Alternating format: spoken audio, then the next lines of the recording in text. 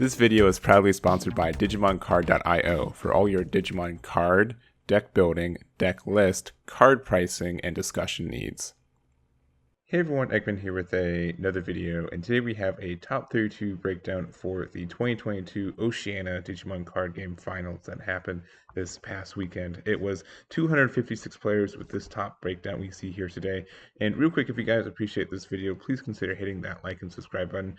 I'm going to be honest, I'm exhausted. I've been kind of burning the candle by both ends these past couple days, and a lot of I have to put these in hand, translating all of them from the just text lists, which are honestly a little bit tricky. So again, if you guys appreciate it, please let me know. But going on into it, we do have this top 32 cut with 12 Blackboard Greymon, 8 Grandis with one of them taking it, 2 Jesmon, 2 Merva, 2 Machinedramon, 1 Blue Flare, 1 MetalGaruru X, 1 Beelstar, 1 Mastemon, a Beelzemon, and a security control as well. So pretty good variety. I'd say like this is more of a generically safer, but there are like more into this top 6 or top 32, and there's just a couple weird archetypes that got there. Also, since this was a 256 player tournament, it was easier to get into the top 32 compared to the 1,000 player North America finals that we saw the same weekend as well. So that's kind of something to do, to look into as well, to look at these lists. But we do also have the vlogs for that. They're on Twitch. They're linked in this video as well. Anyways, let's get into these deck lists. So we're going to start off with Levi Bramble's first place Grandis here.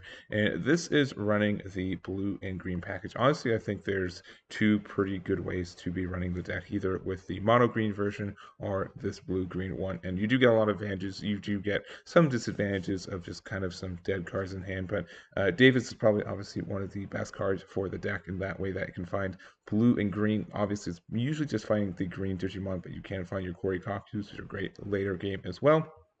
Also means like Giga Death and Mega Death are online if you need to play it from your hand. Obviously, these are great cards in security as well. Ice Wall's a really good card, and that's pretty much it. But like the Davises are kind of really good for the deck in that way. We also do see the Simon, something that I saw in a couple of the Grandis lists in the top 32 for North America as well. It's on security at the end of battle. Play this card without paying its memory cost. You get to suspend something. So kind of like a mini flower can. The fact that you get to play it from your security means that sometimes it just means it's the last hit for game, especially since Grandis is so good for hitting from 5 to 0, even 6 to 0.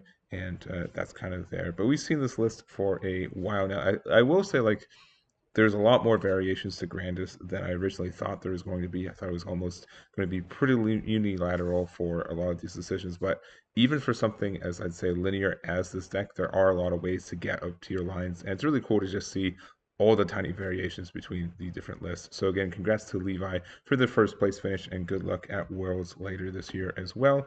Next up, we have Edrei, I believe that's the way you pronounce it, top 4 Machinedramon, and we did not see a Machinedramon in the top 32 here in North America. There was a close, someone had, I believe, a winning record and just got kind of the bubble out, but we had 2 here for Oceania. One was in top 32, but one got all the way to 4th place as well. So I don't know 100% all of the tiny tech choices for this. Machinedramon is definitely a list where you kind of personalize it to yourself, which I really like that idea for some of these lists, with just how much variety we have in the the machines, the level 5s that you can choose for this deck. When Machinedramon kind of first came out, we had like not a lot, but now you can just choose the ones that you like, get the variety, and just kind of everything from there. So obviously a new breath of fresh air for this deck with the BT11 Machinedramon. When Digivolleyball play, you get to find top 5, get an analog man, and that kind of helps you there. Analog man as well, being able to trash this. You're able to get some additional cycle at the start of your turn, kind of like the triple tamer. But also being able to switch to Machinedramon just means that you don't have to have blocker, which is good. All these cards are really good. The support is kind of nice and really interesting to see the deck in general. So I was talking to Luis, the Panda, as well. He really likes Machinedramon and was definitely commentating the matches we saw this weekend. And he says like he doesn't like the connection option card in the deck anymore, and that's definitely out of Edrei's list too, which is interesting to see. So I think that was a good call as well. So really top level for this deck. I'm sorry I can't go more in depth for it.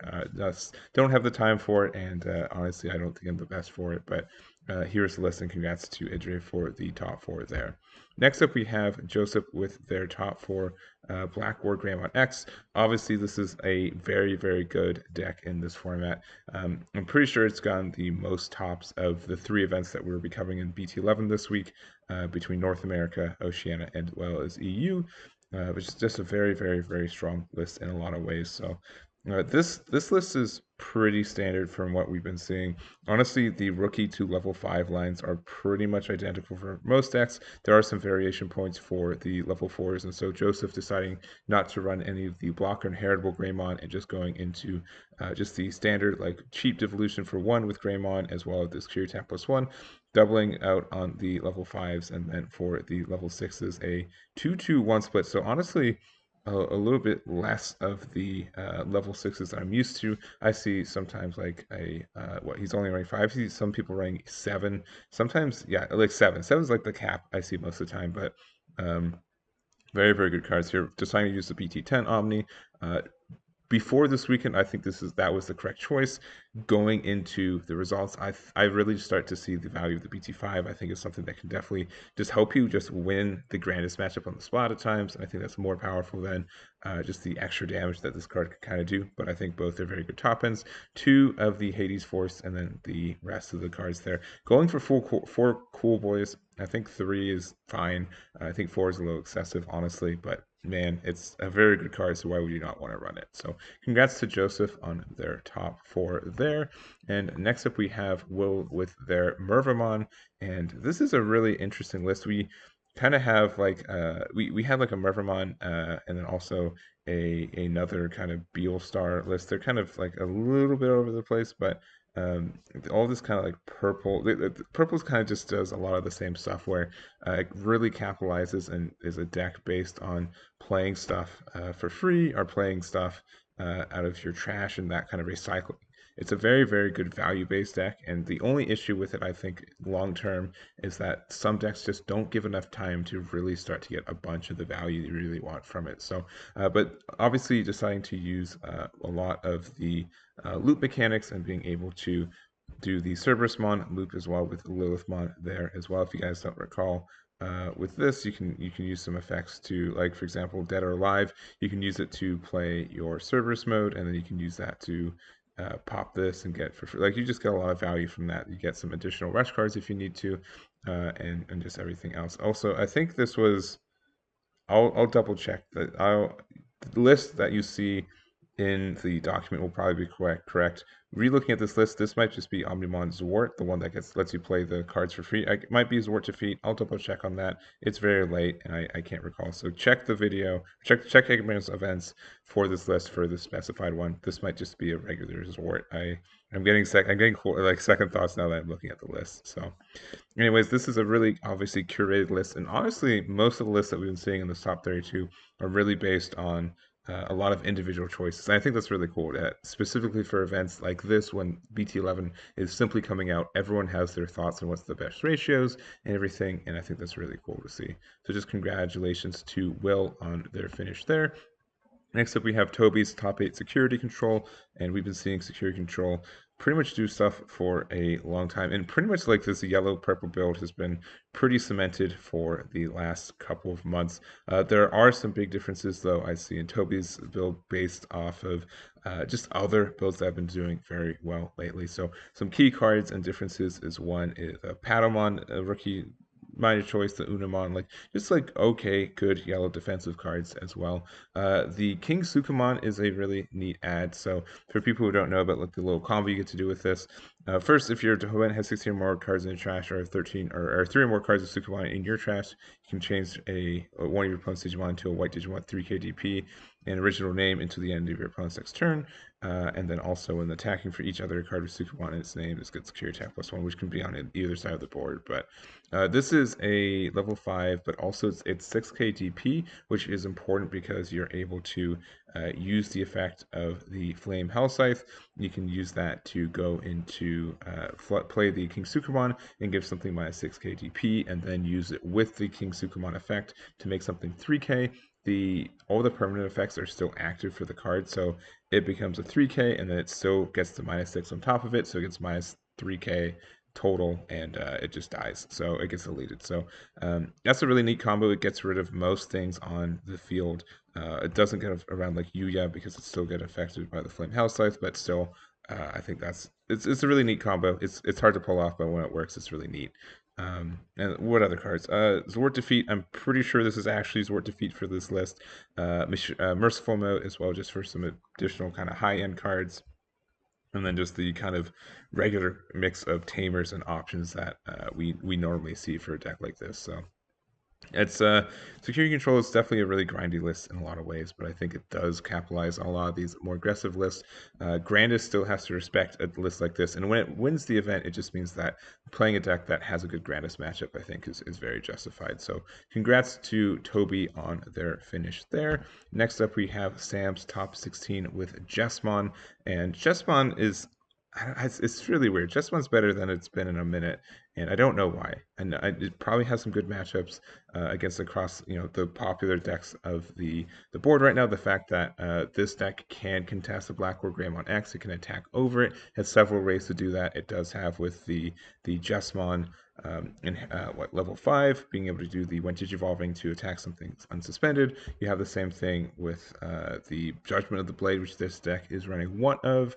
And like GX and everything else. So there are reasons to play this list. I think the fact that, again, it can just pop Blackwood Greymon X, and then if that's their only stack that they have, then they can't do anything to your board, and then you have a bunch of sister mons that can start attacking, you just kind of go from game. So that's neat. I think that's cool. And then everything else with it, and it's just so weird. It's so weird that this deck is sometimes very clunky with what it does. It's very hard to get like your right ratios of sister mons in your lines, but man, when it works out, it works out really, really well. Also, this card is the Star Deck 12 Sistermon as well, with the reveal top 13. I've been trying to get this image corrected on DigimonCard.io, and we'll see if we can get there soon. So congrats to Sam on that deck. I don't have a lot to say about this deck because, again, it's a BT10 list, but it's doing well right now, and that's kind of cool to see. So congrats to Sam.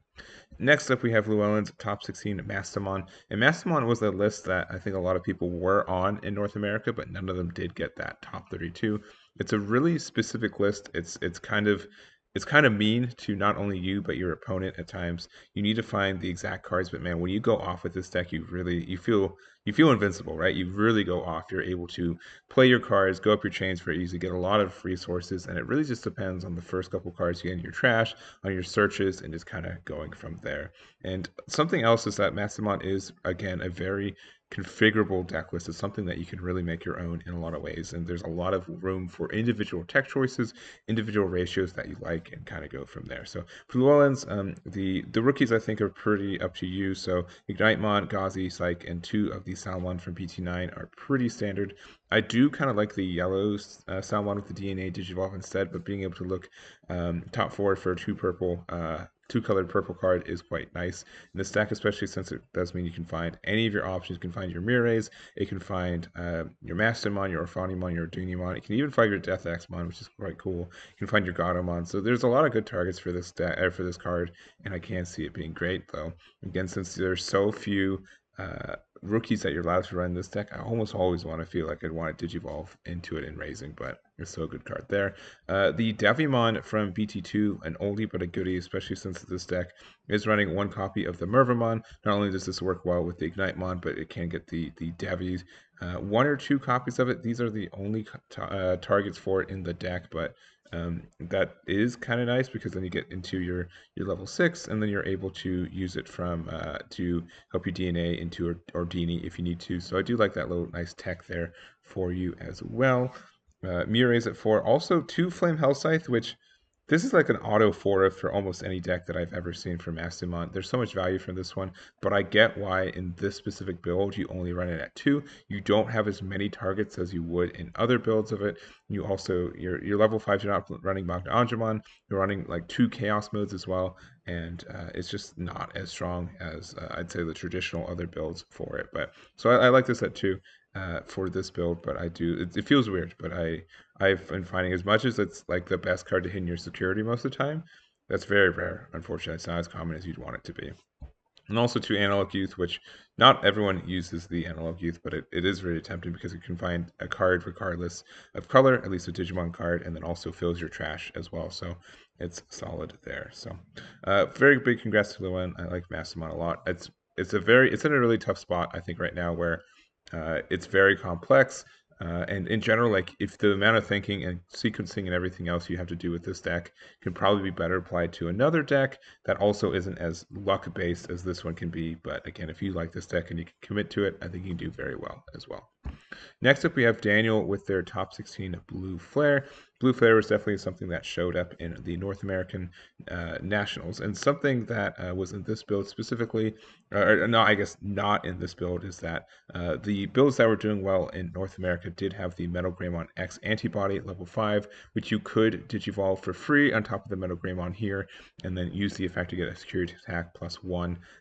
So that tech wasn't in this deck, and I'd say this is more of a generic, like solid build. Like this is a build that if you look at what Blue Flare is and what it does, this is probably close to what your kind of first build is, which is, I think, very strong. I think this is very standard for a list, and if you're trying to get into this archetype, this is probably a very good list to kind of start getting in there. So just running all the Blue Flare cards, honestly, only running 8 rookies, which is a low but kind of understandable. I do kind of believe in running like a Shayakumon in this build, though, just like a 2 of just even it's a good rookie to have out and just kind of go up your line. And then we do have the Cyberdramon in this build too, which not every build does run. I'd say this is a quirkier pick, but it is Blue Flare, and also if you have Digimon in Blue Flare is traced by by paying 3 memory, you get to place this card underneath it, and you get to unsuspend it. So this is really good for potentially getting more attacks, especially when your opponent isn't expecting it. This is also for any card, so it doesn't have to be your big chain. It could even be like, oh, if you swing with Dracomon and you got lucky enough that it survives security, you can play another 3 and get another attack with Cyberdramon, which is quite strong, especially with Galismon. If this like lives and doesn't get deleted when you attack into security, you can put it underneath it and try again for not only another piece of damage, but you want the on deletion effect for this guy too. So other new technology for this deck, obviously Greymon and the Triple Tamer, very good. I think they're good adds for this deck and really helps consistency as well as a top end finisher. So big congrats to Daniel on their finish there. Really like this deck right now. I think it's pretty strong. Next up, we have Sovantha's top 32 Beelzemon, and honestly, I don't know how this deck topped. Like this, nothing against Sovantha or anything else, but man, it's so quirky to see like this deck out of nowhere just get a top. It's very, very, very luck based a lot of the time, but there are some cool tech choices I see in this build, and it is very neat. It's very neat to see Beelzemon top, especially since I know there's a lot of hype for it right now because we are getting a new starter deck for it in the next couple of weeks, and so people have it on the mind. I didn't think it'd be something you'd bring into a national event, but man, you got top 32 with it, so still doing quite well. So going over the deck in general, I don't have a lot to say. There's not too much new from this either. This is what's the newest card in this build right now? Is it EX2? Is this an EX2 deck? I think it is. I think this is almost like a deck full of cards that are almost a year old, and it's still doing very. Like, look at this. It has BT2 Chimeramon. I haven't seen this card in a hot minute, and you're still running it, which is really neat. So, what is the newest card? I think the newest card is literally the EX2 stuff. I think that is and like Star Deck 10, which came out before. Yeah, that's wild to me. That's wild to me that this deck was able to show up and get that top 32 finish. So just big congrats on Sovantha for pulling it off. I think that's a very amazing feat. And I can barely win a game with a list of Beelzemon in its prime when it first came out. So it's still bonkers to me to get this top 32. So big congrats there. And moving right along, we do have Don's top 32 MetalGaruru X. We didn't have any MetalGarurumon X in the top 32 here in North America, and only one here in Australia. So interesting to see just kind of how much it's fallen off. I thought it would still be relevant. I'm very surprised I didn't get any tops in North America, honestly. So this is a pretty standard build, though. I don't think there's anything new. Is Arctic? Yeah, Arctic Blizzard's just a really old card too.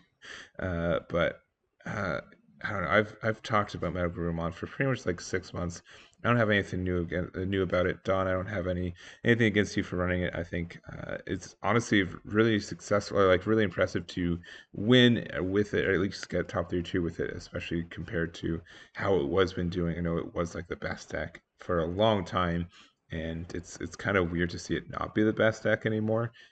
But it still can go off. It's kind of like how Imperialdramon was the last couple sets of like, oh, it still goes off. Sometimes it just hits jamming, or it hits a good security and it does get 5 swings on turn 2. And that can still happen with this deck, and I think it can be really consistent with it. But there's, I think, more stuff it has to go around right now, and that's kind of tough for it. But anyways, congrats to Dawn on their top 32 finish there. And to finish us off, we do have Hieu Pham's top 32 Beelstar.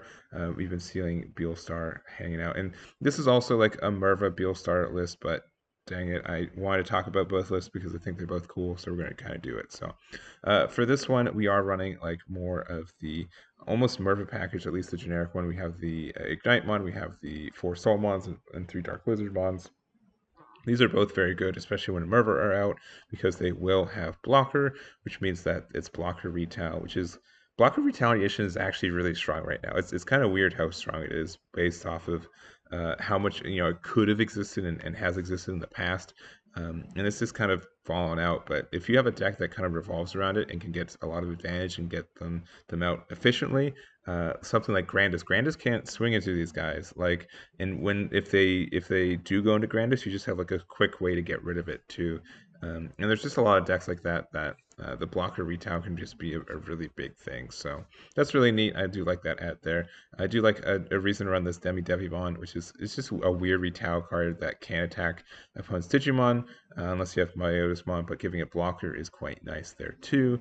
And then also, I think the Beelstar package really leads itself to getting advantage for this deck. Obviously, you're not running as much as you normally would, but Nailbone is fantastic. Nailbone with Mervamon out means that you get to play a Devimon and also a Soulmon or Dark Lizardmon.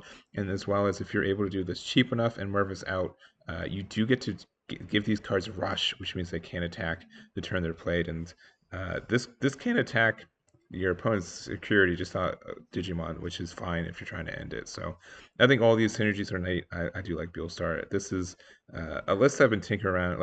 I've been tinkering around with this deck list idea a bit myself, and I'm happy that I got a top 32 finish here as well. But that is going to be it for us. Again, I'm exhausted, so sorry for any quality issues. I'm on the road as well. If there's any issues with any deck list, let me know in the comments. I'll fix it as soon as I can.